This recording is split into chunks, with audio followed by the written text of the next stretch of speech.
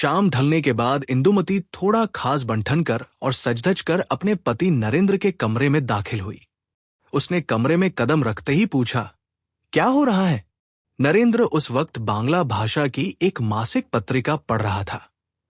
उसने बिना कुछ बोले शांत नजरों से कुछ देर अपनी पत्नी के चेहरे की तरफ देखा और फिर वही पत्रिका उसकी तरफ बढ़ा दी ताकि वो खुद देख ले कि वो क्या पढ़ रहा है।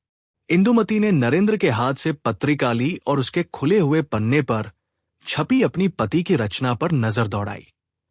पन्ने पर कविता छपी देखकर उसने अपनी भौहें सिकोड़ ली और हैरानी जताते हुए बोली, अरे बाप रे, ये तो कविता दिख रही है। खैर ठीक है, खाली बैठने से तो बेगार मजदूरी ही भली, कम से कम कुछ कर तो रहे हो। पर जरा देखूं तो सही, ये कौन सी पत्रिका में छपी है? सरस्वती, इसका मतलब स्वप्रकाश जैसी बड़ी पत्रिका वालों ने तुम्हारी ये कविता नहीं छापी। अपनी पत्नी के मुंह से अपनी मेहनत और कविता का ऐसा मजाक सुनकर नरेंद्र की शांत आंखों में गहरी चोट और उदासी छलक आई। इंदुमती ने बात यही खत्म नहीं की। उसने फिर से सवाल दागा, तो क्या स्वप्रकाश वालों ने तुम्हारी कविता बिना छापे वापस लौटा दी? नरेंद्र ने उदास मन से जवाब दिया, मैंने वहां अपनी कविता भेजी ही नहीं थी। इंदुमती तुरंत तंज कसते हुए बोली, एक बार भेजकर देखा क्यों नहीं? स्वप्रकाश कोई इस सरस्वती जैसी एरी गैरी पत्रिका थोड़ी न है। बड़ी पत्रिका है, उनमें कम से कम समझदारी और अक्ल तो है कि क्या छापना चाहिए और क्या नहीं। इसीलिए तो मैं ऐसी वैसी मामूली पत्रिकाओं को कभी हाथ भी नहीं लगाती। फिर इंदुमती थोड़ा मुस्कुराई और ताना मारते हुए आगे बोली, अच्छा अच्छा, अब अपनी ही लिखी कविता को खुद ही इतने ध्यान से पढ़ते रहो। खैर, एक काम की बात सुनो। आज शनिवार है, इसलिए मैं पड़ोस वाले घर की ननद ठाकुर जी के साथ टॉकीज में फिल्म बायोस्कोप देखने जा रही हूं। हमारी छोटी बच्ची कमला सो गई है, तो अपनी इस कविता पढ़ने के बीच बीच में जरा बच्ची का भी ध्यान रख लेना। अब मैं चलती हूं। नरेंद्र ने बिना कोई बहस किए उस पत्रिका को बंद किया, मेज के एक कोने में रख दिया और शांत भाव से बस इतना ही कहा, जाओ। हाँ। नरेंद्र के मुंह से निकले इस एक शब्द के साथ ही इंदुमती कमरे से बाहर जाने के लिए मुड़ी, लेकिन तभी उसके कानों में नरेंद्र की एक गहरी और भारी सांस की आवाज पड़ी। इंदुमती वही ठिठक कर रुक गई। उसने घूमकर देखा और तीखे लहजे में बोली, अच्छा, ये बताओ, जब भी मैं अपनी मर्जी से कुछ करने जाती हूं तो तुम इस तरह ठंडी सांसें क्यों भरने लगते हो? अगर तुम्हें मुझसे इतनी ही तकलीफ और दुख है तो खुलकर कहते क्यों नहीं? बताओ, तो मैं आज ही अपने पिताजी को चिट्ठी लिखकर इस झंझट का कोई ना कोई हल निकालूं। नरेंद्र ने एक पल के लिए सिर उठाकर अपनी पत्नी इंदुमती की तरफ देखा। ऐसा लगा मानो वह दिल में दबा सारा दर्द उगल देगा और कुछ कहेगा, लेकिन उसने कुछ नहीं कहा। वह खामोश रहा और उसने चुपचाप अपना सिर नीचे झुका लिया। नरेंद्र की ममेरी बहन बीमला, जो इंदुमती की पक्की सहेली भी थी, सड़क के मोड़ पर ही रहती थी। इंदुमती उसके घर के बाहर अपनी गाड़ी रुकवाकर अंदर पहुंची, लेकिन अंदर का नजारा देखकर वह हैरान और चिढ़ गई। उसने देखा कि बीमला अभी तक तैयार भी नहीं हुई थी। इंदुमती ने नाराजगी से कहा, ये क्या ठाकुर जिन, ननंद, तुम तो अभी तक कपड़े बदलकर तैयार भी नहीं हुई। क्या तुम्हें मेरे आने की खबर नहीं मिली थी? बीमला ने शर्माते हुए मुस्कुराकर जवाब दिया, खबर तो मिल गई थी भाभी, लेकिन थोड़ा वक्त लग जाएगा। आपके भैया अभी अभी थोड़ा टहलने बाहर गए हैं। जब तक वे लौट नहीं आते तब तक तो मैं आपके साथ नहीं चल सकती। ये सुनकर इंदुमती मन ही मन बेहद चिढ़ गई।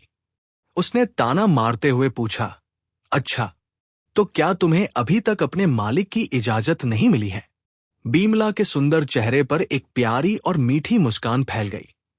इंदुमती के इस ताने को उसने बुरा मानने के बजाय बहुत सहजता से लिया और बोली, नहीं भाभी, इस दासी की अर्जी अभी हुजूर के सामने पेश ही कहां हुई है, पर मुझे पूरा यकीन है कि जब पेश होगी तो वे मना नहीं करेंगे। इंदुमती का पारा और चढ़ गया। उसने सीधे सवाल किया, तो फिर अब तक इजाजत क्यों नहीं मांगी? मैंने तो तुम्हें दोपहर में ही खबर भिजवा दी थी। बीमला ने झिझकते हुए कहा। तब मेरी हिम्मत ही नहीं हुई भाभी। वे दफ्तर से लौटे तो उनका सिर दर्द कर रहा था। मैंने सोचा कि थोड़ा नाश्ता करके घूम आए तो मन बहल जाएगा, तब बात करूंगी। अभी तो वक्त है भाभी, बैठो न थोड़ी देर, वे आते ही होंगे। इंदुमती ने चिढ़कर कहा। पता नहीं तुम्हें ऐसी बातों पर हंसी कैसे आ जाती है। अगर तुम्हारी जगह मैं होती तो शर्म से पानी पानी हो जाती। अच्छा ये बताओ, क्या तुम किसी नौकर या खिदमतगार को भेजकर उन्हें बुलवा नहीं सकती? बीमला डरते हुए बोली। अरे बाप रे, ऐसा किया तो वे मुझे घर से ही निकाल देंगे और जिंदगी भर मेरी सूरत भी नहीं देखेंगे। इंदुमती गुस्से और अचरज से भर गई। वो बोली, घर से निकाल देंगे? किस कानून के तहत, किस हक से निकाल देंगे? बीमला ने बड़े स्वाभाविक भाव से कहा। इतने हैरान क्यों होती हो भाभी? वे इस घर के मालिक हैं और मैं उनकी दासी। अगर वे मुझे निकाल भी देंगे तो उन्हें कौन रोकेगा? इंदुमती ने कहा। अरे, कानून और राजा उन्हें रोकेंगे। लेकिन कानून दालत को भाड़ में जाने दो। मुझे ये बताओ कि खुद अपने मुंह से खुद को किसी की दासी कहते हुए क्या तुम्हें जरा भी शर्म नहीं आती? क्या तुम्हारा पति कोई मुगल बादशाह है और तुम उसकी खरीदी हुई गुलाम, जो खुद को इतना छोटा और नीचा गिराकर गर्व महसूस कर रही हो? बीमला को इंदुमती का ये गुस्सा देखकर मजा आ रहा था। वो हंसकर बोली, तुम्हारी ये ननंद अनपढ़ और बेवकूफ औरत है भाभी, इसीलिए वो अपने स्वामी की दासी बनने में ही अपनी शान समझती है। अच्छा, जरा तुम ही बताओ, इतनी बड़ी बड़ी बातें कर रही हो, क्या तुम भैया से बिना पूछे और बिना उनकी आज्ञा लिए घर से बाहर निकली हो? इंदुमती तपाक से बोली। आज्ञा कैसी और किस लिए? वे खुद जब कहीं बाहर जाते हैं तो क्या मेरी आज्ञा का इंतजार करते हैं? मैं जा रही हूं, बस इतनी बात उन्हें बताकर आई हूं। फिर इंदुमती एक पल के लिए चुप हुई और अचानक उसके तेवर बेहद सख्त हो गए। वो गर्व से बोली, वैसे मैं ये मानती हूं कि मेरे पति बहुत सीधे और भले इंसान हैं। ऐसे पति किस्मत वाली औरतों को ही मिलते हैं। वे मेरी किसी भी इच्छा के आड़े नहीं आते। लेकिन अगर वे ऐसे न होकर कोई नासमझ इंसान भी होते, तब भी मैं तुम्हें बता दूं ठाकुर जिन, मैं अपने आत्मसम्मान से एक पैसे का भी समझौता नहीं करती। मैं तुम्हारी तरह ये कभी नहीं भूल सकती कि मैं उनकी बराबरी की जीवन संगिनी और सहधर्मिणी हूं, उनकी कोई खरीदी हुई दासी नहीं। जानती हो, तुम जैसी औरतों की वजह से ही हमारे देश की महिलाएं पुरुषों के पैरों में अपना सिर झुकाकर इतनी लाचार और उनकी कठपुतली बनकर रह गई हैं। आत्मसम्मान खुद नहीं बनाकर रखोगी तो क्या कोई तुम्हें लाकर देगा? कोई नहीं देता। ननंद रानी, मेरे पति तो फिर भी इतने अच्छे हैं, लेकिन मैंने कभी उन्हें यह सोचने की मोहलत ही नहीं दी कि वे मालिक हैं और मैं सिर्फ औरत होने के नाते उनकी दासी हूं। इस स्त्री के शरीर में भी भगवान का वास है, ये बात न मैं खुद भूलती हूं और न ही कभी उन्हें भूलने देती हूं। बीमला खामोशी से इंदुमती की ये बातें सुनती रही। उसने एक ठंडी सांस भरी, लेकिन उस सांस में न तो कोई शर्म थी और न ही पछतावा। वो शांत आवाज में बोली, मुझे नहीं पता भाभी कि ये आत्मसम्मान कैसे छीना या हासिल किया जाता है। मैं तो बस उनके चरणों में खुद को न्योछावर करना जानती हूं। लो, वे आ गए। तुम जरा बैठो भाभी, मैं अभी जाकर उनसे चलने की इजाजत लेकर आती हूं।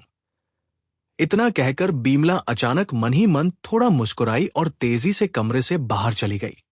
इंदुमती ने बीमला की वह हल्की सी मुस्कान देख ली थी। उस मुस्कान को देखते ही इंदुमती का पूरा बदन गुस्से से सुलग उठा कि बीमला उसकी बातों को गंभीरता से लेने के बजाय उस पर हंस रही है। सिनेमा, बायोस्कोप देखकर लौटते वक्त रास्ते में गाड़ी में बैठी इंदुमती अचानक बोल उठी, ठाकुर जिन, अगर तुम्हारे पति इजाजत न देते तो तुम तो मेरे साथ आ ही नहीं पाती। बीमला खिड़की से बाहर रास्ते की तरफ देखती हुई किसी सोच में डूबी थी। उसने अनमने मन से कहा, हां, ये तो सच है। इंदुमती ने फिर ताना मारते हुए कहा, इसीलिए मुझे लगता है कि मैं जब तब आकर तुम्हें जबरदस्ती अपने साथ ले जाती हूं। तो शायद तुम्हारे पति को ये बात बुरी लगती होगी और वे मन ही मन मुझसे चिढ़ते होंगे। बीमला ने उसकी तरफ मुंह फेरा और कहा, अगर ऐसी बात होती भाभी तो मैं खुद ही तुम्हारे साथ क्यों जाती? बल्कि मुझे तो उल्टा ये डर लगता है कि तुम इस तरह बिना पूछे हर कहीं चली आती हो। तो कहीं भैया नरेंद्र मन ही मन मुझसे नाराज ना होते हो कि मैं तुम्हें मना नहीं करती। इंदुमती ने बड़े गर्व से सिर उठाकर कहा, तुम्हारे भैया का ऐसा स्वभाव बिल्कुल नहीं है। पहली बात तो ये कि वे कभी अपनी हद से बाहर कदम नहीं रखते, और दूसरी बात, वे मेरी किसी बात पर गुस्सा करेंगे? मुझे पूरा यकीन है कि ऐसी हिम्मत करने का ख्याल तो उन्हें सपने में भी नहीं आ सकता। बीमला 2 मिनट तक चुपचाप बैठी रही। फिर उसने एक गहरी सांस ली और धीमी, गंभीर आवाज में बोली, भाभी, भैया तुमसे कितना सच्चा और बेपनाह प्यार करते हैं, लेकिन तुम शायद। इतने में इंदुमती के चेहरे पर एक अकड़ भरी हंसी आ गई। वो बीच में ही बोल पड़ी, हाँ, उनके प्यार से मैं इनकार नहीं करती, लेकिन तुम्हें मेरे प्यार पर शक क्यों हुआ? बीमला ने कहा, पता नहीं भाभी, लेकिन मुझे ऐसा लगता है जैसे।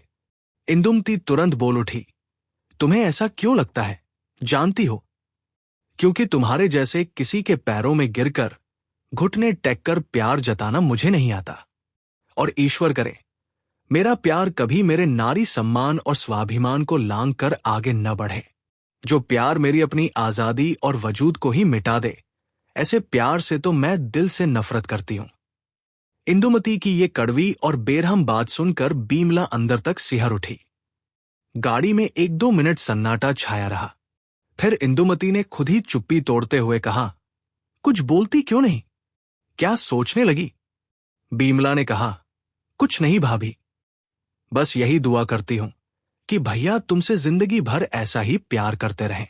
क्योंकि तुम चाहे कुछ भी कहो भाभी, एक औरत के लिए उसके पति के प्यार से बढ़कर इस पूरी दुनिया में कोई दूसरी चीज नहीं होती। एक पल रुककर बीमला फिर बोली, पता नहीं भाभी, तुम्हारा ये नारी सम्मान और आजादी का वजूद आखिर क्या है? मैंने तो अपना सब कुछ उनके कदमों में सौंप दिया है और उसी में खुश रहकर जी रही हूं। सच कहूं भाभी, मेरी तो ऐसी हालत हो गई है कि मेरी अपनी कोई अलग मर्जी बची नहीं है। अब तो बस उनकी मर्जी मेरी। छी छी, चुप करो, बिल्कुल चुप हो जाओ। इंदुमती ने घृणा और नफरत से भरकर बीमला को बीच में ही रोक दिया। बीमला चौंक कर खामोश हो गई। इंदुमती नफरत से कहने लगी, क्या हमारे देश की औरतें मिट्टी की मूर्तें हैं? न उनमें कोई जान है, न कोई आत्मा, न अपना कोई वजूद। अच्छा, एक बात बताओ, इतना सब कुछ उनके कदमों में लुटाकर तुम्हें मिला क्या? क्या तुम मुझसे ज्यादा प्यार पा सकी हो? ठाकुर जिन, अगर प्यार को नापने की कोई मशीन होती तो मैं तुम्हें नाप कर दिखा देती कि कौन ज्यादा प्यार पाता है। खैर, उस बात को छोड़ो। लेकिन जानती हो ऐसा क्यों है? क्योंकि मैंने खुद को तुम जैसी औरतों की तरह कभी नीचा नहीं गिराया, और न ही भिखारियों की तरह अपने स्वाभिमान को दांव पर लगाकर प्यार की भीख मांगी। मुझे तो कई बार इस बात पर गुस्सा आता है ननंद रानी कि वे नरेंद्र इतने शांत और सीधे साधे क्यों हैं? किसी बात पर मुंह खोलकर कुछ बोलते ही नहीं, वरना मैं भी उन्हें दिखा देती कि जिस पत्नी की वे परवाह नहीं करते, वो भी एक इंसान है। वो भी किसी की अनदेखी करना अच्छी तरह जानती है और अपना आत्मसम्मान खोकर प्यार की भीख कभी नहीं मांगती। इंदुमती अचानक रुकी और बीमला को घूरते हुए बोली, ये क्या, तुम मुंह फेर कर हंस रही हो? बीमला ने जबरदस्ती अपनी हंसी दबाते हुए कहा, कहाँ? नहीं तो। इंदुमती चिढ़कर बोली, झूठ मत बोलो, तुम्हारे होठों पर अभी भी वह ताने भरी मुस्कान चिपकी हुई है।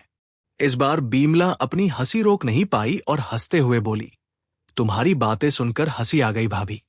अरे ओ भाभी, तुम्हें पति से बहुत कुछ बिना मांगे ही मिल गया है ना, इसीलिए तुम्हारे मुंह से आज इतनी बड़ी बड़ी बातें निकल रही हैं। इंदुमती ने गुस्से से लाल होकर पूछा, और अगर मुझे ये सब न मिला होता तो? बीमला ने सीधे शब्दों में कहा, तो तुम्हारे मुंह से ऐसी बातें कभी नहीं निकलती। इंदुमती तड़क कर बोली, बिल्कुल गलत, ये तुम्हारी बहुत बड़ी भूल है। ननंद रानी, दुनिया की हर औरत तुम्हारी तरह नहीं होती कि प्यार के लिए भीख मांगती फिरे। इस संसार में ऐसी औरतें भी हैं जो अपने स्वाभिमान और आत्मसम्मान की कीमत समझती हैं। अब बीमला के चेहरे से वो हंसी धीरे धीरे गायब हो गई। वो गंभीर होकर बोली, हां, मैं जानती हूं। इंदुमती ने कहा, अगर जानती तो ऐसी बेतुकी बात कभी न कहती। खैर, आज के बाद से ये बात अच्छी तरह समझ लो कि जो औरत भीख नहीं मांगती, वो अपने हक और स्वाभिमान के दम पर अपना मान सम्मान हासिल करना भी जानती है। बीमला का दिल इस कड़वी बात से दुख गया। उसने उदास और रुंधे गले से कहा, अच्छा भाभी, लो मेरा घर आ गया। क्या तुम 1 मिनट के लिए नीचे उतरोगी? इंदुमती ने रुखाई से कहा, नहीं, मुझे भी अब घर जाना है। गाड़ीवान, गाड़ी को उस गली की तरफ मोड़ो। गाड़ी से उतरते हुए बीमला ने कहा, भैया को मेरा प्रणाम कहना भाभी। इंदुमती ने अकड़ कर जवाब दिया, कह दूंगी। गाड़ीवान, चलो। इंदुमती घर पहुंची। घर आते ही उसने नरेंद्र से कहा, अब घर खर्च के पैसे बिल्कुल नहीं बचे हैं, थोड़े पैसे दे दो। पत्नी की ये मांग सुनकर नरेंद्र चौंक गया और हैरान होकर बोला, अभी उस दिन जो 200 रुपए दिए थे, क्या वे इतने में ही खत्म हो गए? इंदुमती तिनक कर बोली, पैसे खत्म नहीं हुए होते तो क्या मैं झूठ बोल रही हूं या फिर छिपाकर अलग रख रही हूं और आपसे और मांग रही हूं? नरेंद्र की आंखों में एक अनजान डर और चिंता छा गई। आखिर अब इतने पैसे आएंगे कहां से? वह इंतजाम कैसे करेगा?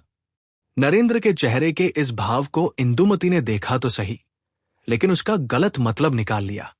वो ताना मारते हुए बोली, अगर आपको मुझ पर यकीन नहीं है तो आज से मुझे एक कॉपी कलम दे दीजिए, मैं पाई पाई का हिसाब लिख कर रखूंगी।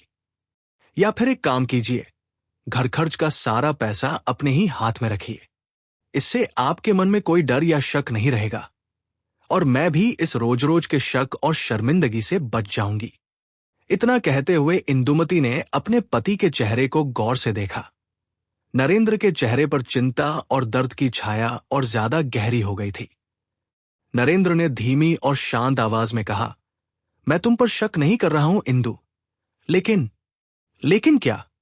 आपको भरोसा नहीं है, यही ना?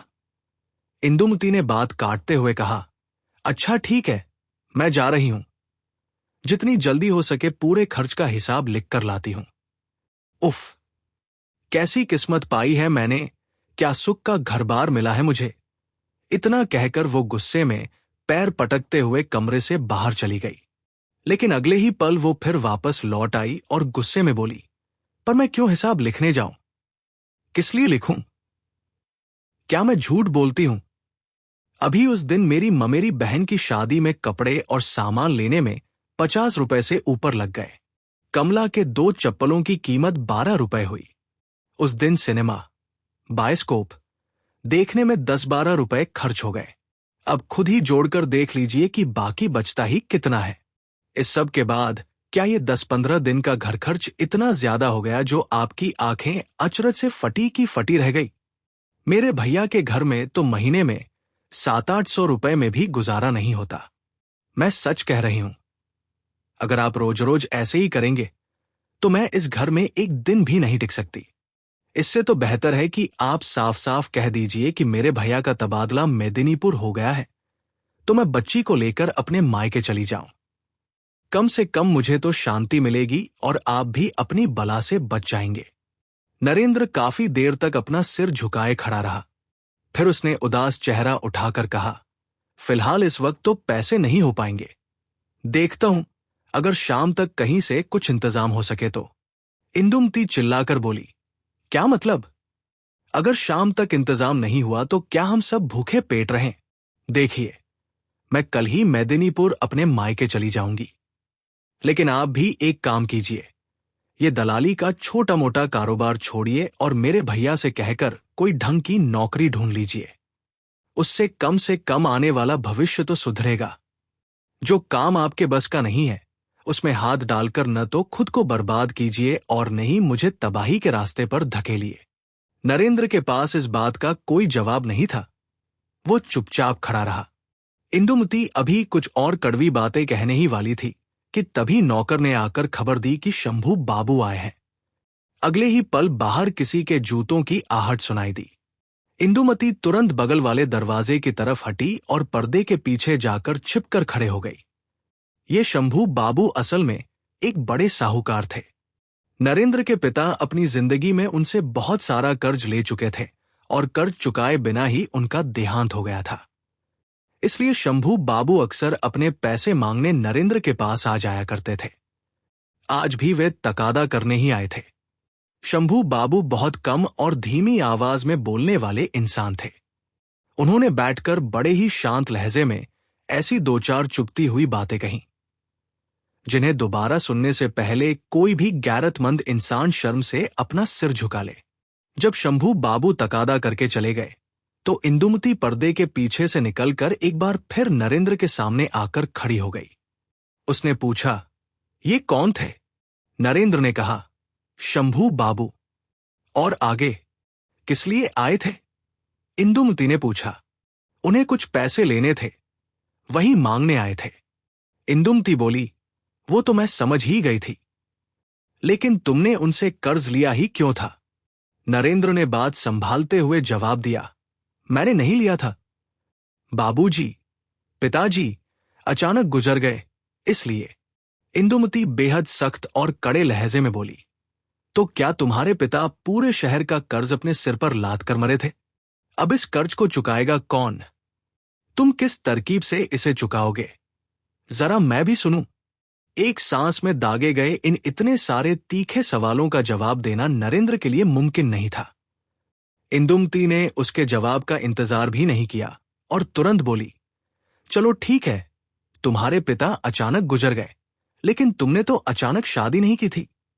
शादी से पहले तुम्हें अपने पिता के इस कर्ज और तंगी के बारे में मेरे परिवार को बताना चाहिए था। मुझसे ये सच छिपाना तुम्हें शोभा नहीं देता था। मैं लोगों के मुंह से सुनती हूं कि तुम बड़े धर्म कर्म और सच्चाई को मानने वाले इंसान हो। तो जरा ये बताओ, क्या तुम्हारे धर्मशास्त्र में यही लिखा है कि शादी से पहले लड़की वालों से इतना बड़ा सच छिपाया जाए? इतना कहकर वो मानो युद्ध की घोषणा करने वाले अंदाज में अपने पति के चेहरे को घूरने लगी। लेकिन अफसोस, जिस बेबस इंसान पर इंदुमती अपने कड़वे शब्दों के बाण चला रही थी, भगवान ने उसे कितना निहत्था और लाचार बनाकर इस दुनिया में भेजा था। नरेंद्र के अंदर इतनी भी ताकत नहीं थी कि वह पलटकर अपनी पत्नी को कोई जवाब दे सके। उसके अंदर तो बस सहने की ताकत थी। हर चोट का दर्द उसके दिल के अंदर ही घुटकर शांत हो जाता था। लेकिन आज शंभू बाबू की कड़वी बातों का जहर अभी उतरा भी नहीं था कि इंदुमती के तानों ने उसमें आग लगा दी।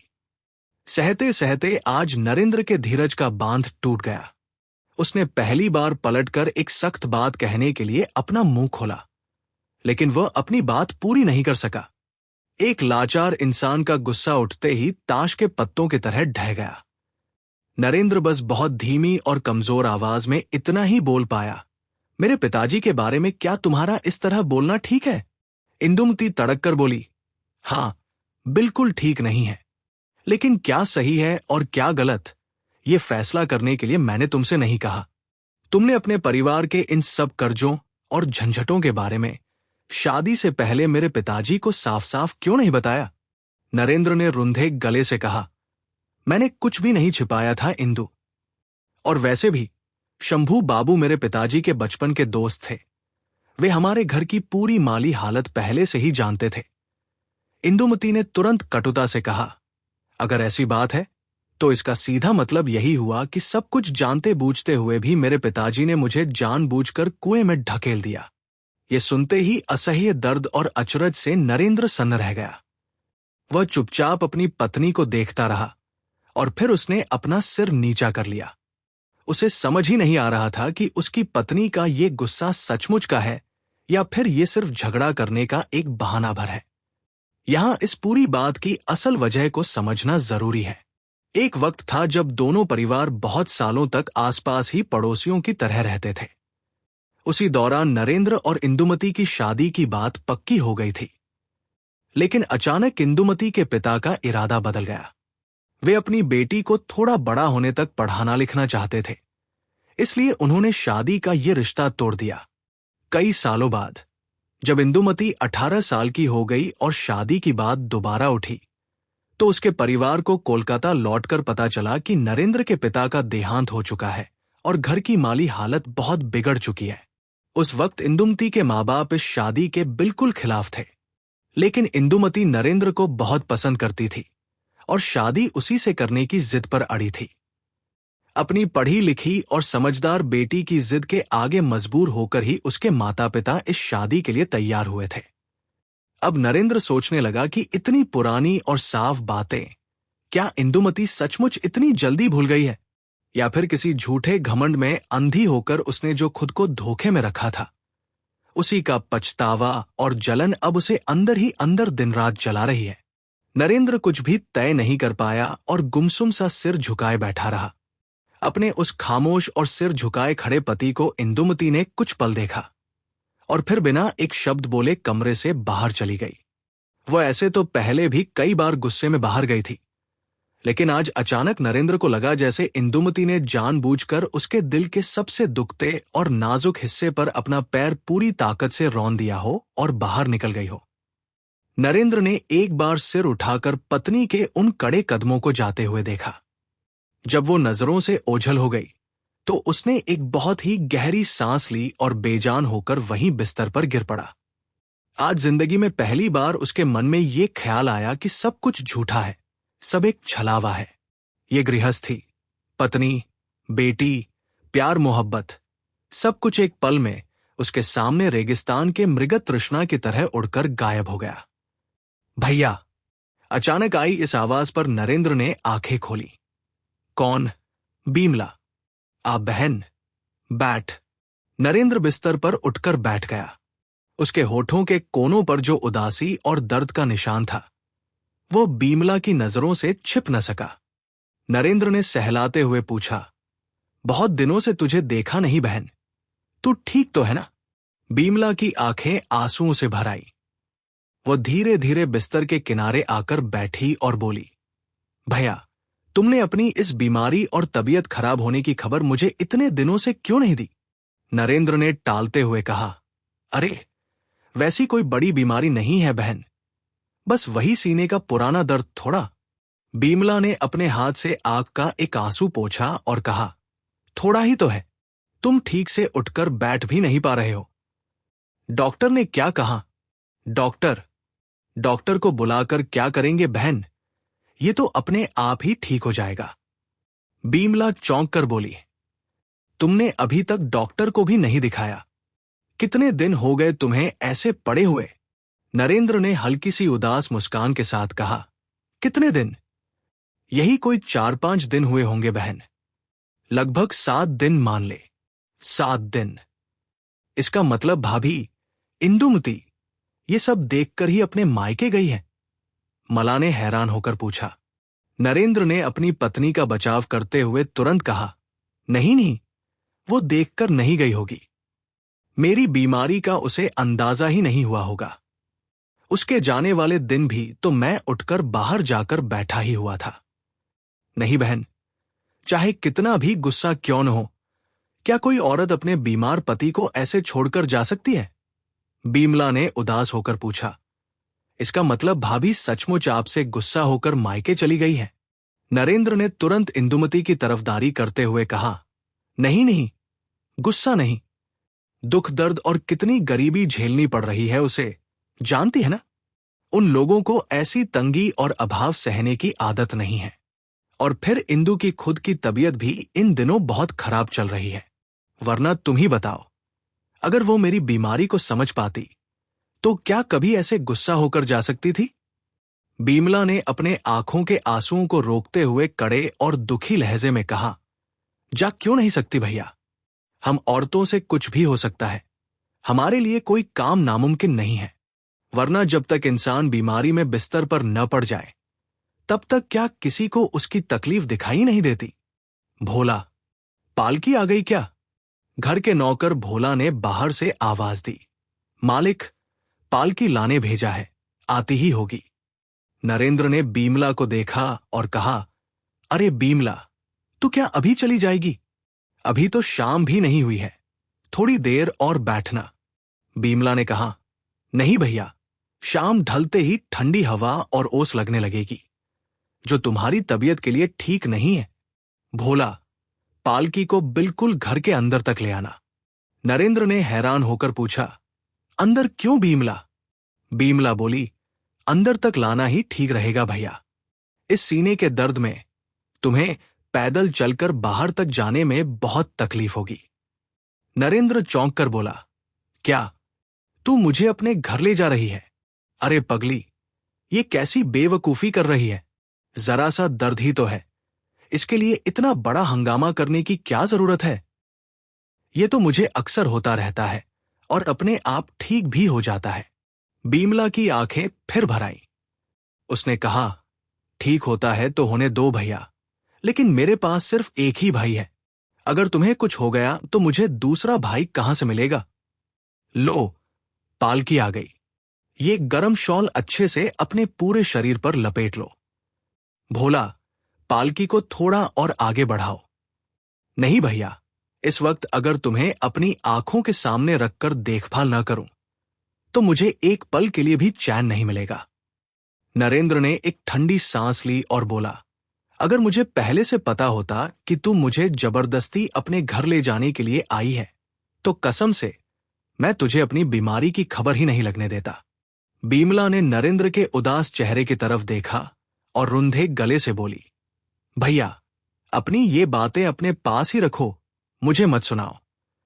अच्छा बताओ, तुमने ये सोचा भी कैसे? क्या इस हालत में, जब तुम इतने बीमार हो, मैं तुम्हें इस खाली घर में अकेला छोड़कर चली जाती?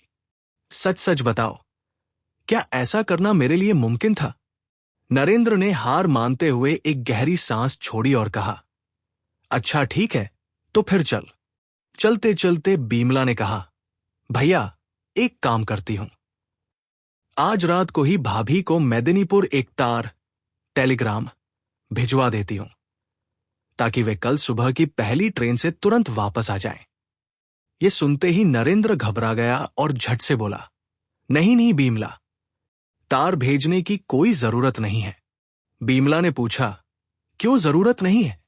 मेदिनीपुर कोई बहुत दूर थोड़ी न है, एक बार आ जाए, तुम्हारी देखरेख कर लें, फिर चाहे तो दोबारा चली जाए। नरेंद्र ने बेहद संकोच और उदासी से कहा, नहीं रे बीमला, मत बुला। सच में उसकी अपनी तबीयत ठीक नहीं है। 2 दिन अपने मायके में रहकर आराम करने दे उसे। फिर थोड़ा रुककर नरेंद्र ने भीगे मन से कहा, बीमला, अगर मैं तेरे घर जाकर तेरी सेवा से ठीक नहीं हो पाया तो फिर दुनिया में किसी चीज से ठीक नहीं हो पाऊंगा। फिर नरेंद्र को थोड़ा झिझक हुई। उसने पूछा, अच्छा बीमला, मैं जो तेरे घर जा रहा हूं, क्या इस बारे में तेरे पति गगन बाबू को पता है? उन्होंने क्या कहा? बीमला मुस्कुराई और बोली, भैया, तुम भी कमाल करते हो। वे तो अभी दफ्तर से घर लौटे भी नहीं हैं, उन्हें कैसे पता होगा? नरेंद्र असमंजस में पड़ गया। फिर बिना उनसे पूछे मुझे ले जा रही है। बीमला ने उसे ढांढस बंधाते हुए कहा, फिर क्या हुआ भैया, तुम बिल्कुल मत डरो। भगवान ने उन्हें बड़ी बड़ी 2 आंखें दी हैं। जैसे ही हम घर पहुंचेंगे वे खुद तुम्हें देखकर सब समझ जाएंगे। नरेंद्र संकोच से भर गया और वापस बिस्तर पर लेटते हुए बोला, बीमला, मेरा इस तरह तेरे घर जाना ठीक नहीं होगा, गगन बाबू की मर्जी के बिना। बीमला ने हाथ जोड़ लिए और बोली, भैया, अगर तुम ऐसे ही तमाशा करोगे तो मैं अपना सिर पटक कर जान दे दूंगी। क्या एक ही परिवार और घर में 2 लोगों की अलग अलग सोच होती है, जो तुम ऐसा कहकर मेरा अपमान कर रहे हो? नरेंद्र ने धीमे से पूछा, क्या मैं तुम्हारा अपमान कर रहा हूं? पर बीमला, क्या तू सच मानती है कि पति पत्नी के विचारों में कोई फर्क नहीं होता? बीमला नरेंद्र के सफर के लिए कुछ जरूरी कपड़े लत्ते समेट रही थी। उसने शर्म से मुस्कुराते हुए सिर हिलाया और कहा, हां भैया, कोई फर्क नहीं होता, पति पत्नी एक ही होते हैं। बीमला की ये बात सुनकर नरेंद्र का मन फिर भावुक हो गया। कुछ दिन बीत गए। बीमला के घर रहकर और उसकी सेवाठल से नरेंद्र की हालत में काफी सुधार आ गया। 8 दिन बाद एक दिन बीमला कमरे में आई तो नरेंद्र ने मुस्कुराते हुए पूछा, बीमला, आज तुझे दर्द महसूस नहीं हो रहा है ना? बीमला बोली, बिल्कुल नहीं भैया। पर सोचो, इन 8 दिनों में तुमने कितनी तकलीफ सही और हमें कितना परेशान किया। अब तो तुम बिल्कुल ठीक हो गए हो, तो बताओ अब तुम्हें किसके पास विदा करूं? फिर बीमला का चेहरा थोड़ा गंभीर हो गया। उसने पूछा, अच्छा भैया, एक बात बताओ, इस पूरे 16-17 दिनों के अंदर क्या भाभी की एक भी चिट्ठी नहीं आई? नरेंद्र ने तुरंत अपनी पत्नी का बचाव करते हुए कहा, अरे आई तो है।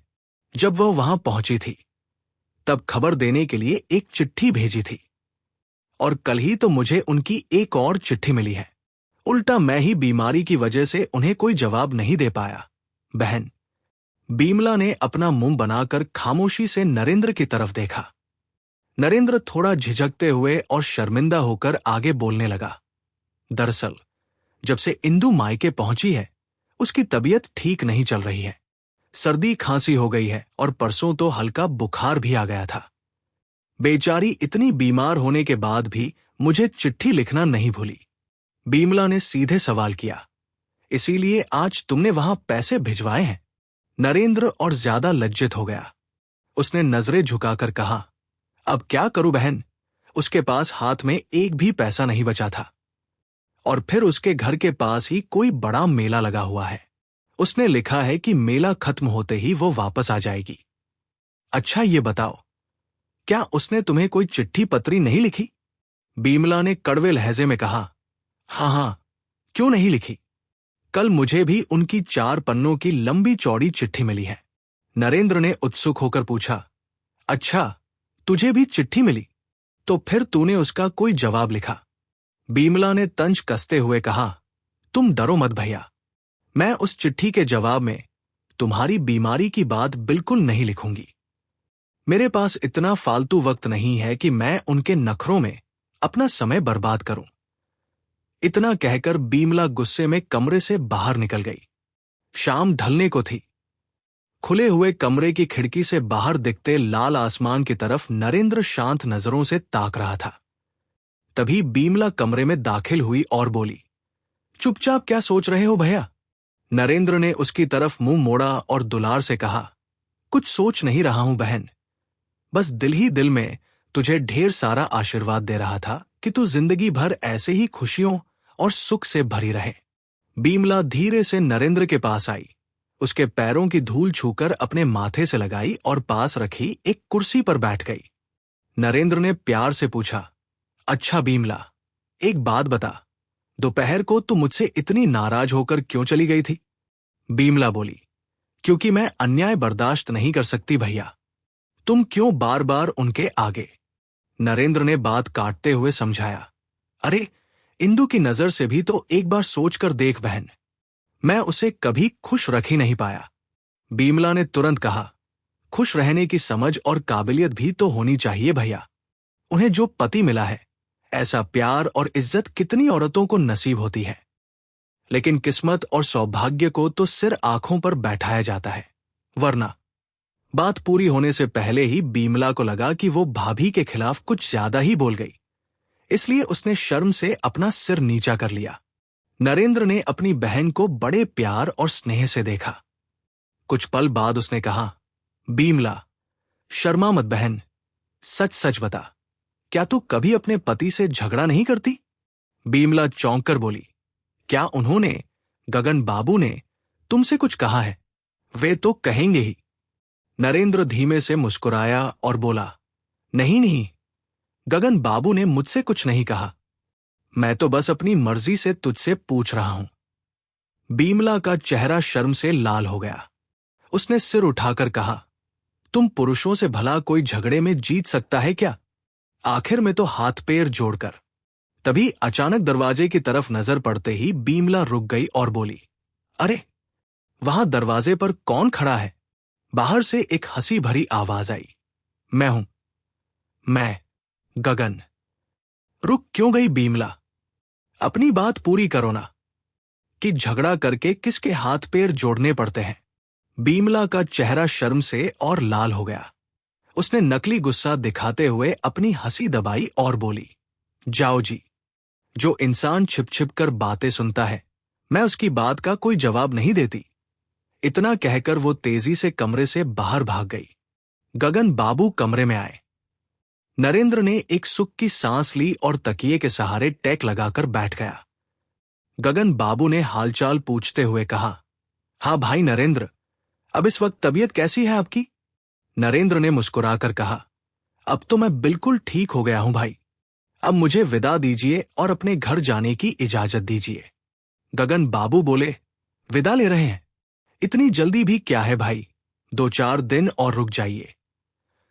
इस कहानी में आगे क्या होगा? क्या इंदुमती घर लौट कर आएगी? और उसके पति नरेंद्र अब क्या कदम उठाएंगे? उनकी जिंदगी आगे कौन सा नया मोड़ लेगी?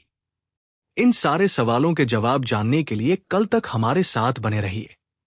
कल इस कहानी का दूसरा और अंतिम भाग जरूर देखिए। चैनल को सब्सक्राइब करें और बेल आइकन दबाना न भूलें।